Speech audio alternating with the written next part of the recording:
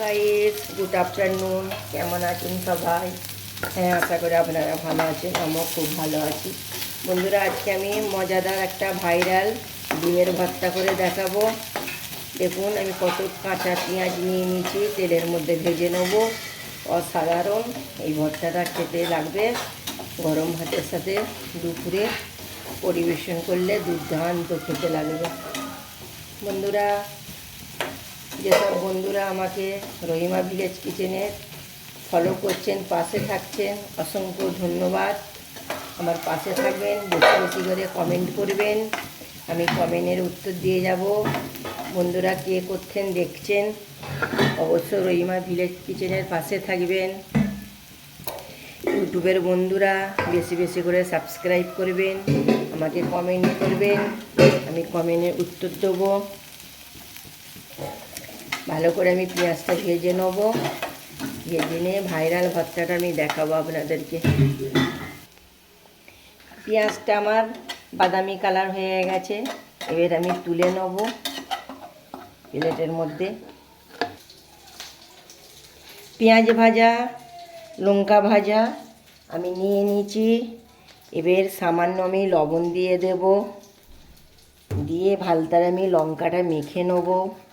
Viral ডিম ভর্তা আপনাদেরকে আমি দেখাবো। দেখুন, মাছ মাংস কিচ্ছু লাগবে না, এদি দুপুরে ভাত পরিবেশন হয়ে যাবে। সামান্য তেল দেব, কেন আমি পেঁয়াজটা তেল দিয়ে ভেজে নিয়েছি। ভালো করে আমি মাখিয়ে নেব।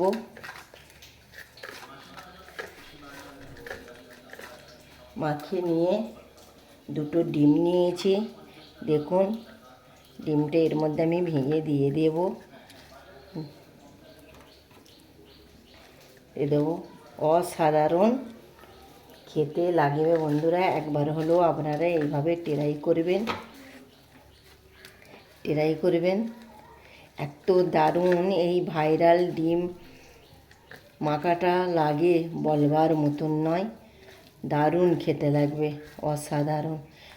এই ভর্তাটা যদি আপনার ভাতের পাশে থাকে, মাছ মাংস কিচ্ছু লাগবে না বন্ধু।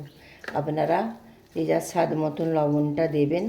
আমি লবণ কম খাই সব জিনিসে, তাই জন্য আমি যা নুন দিলাম মোটামুটি আমার হয়ে যাবে।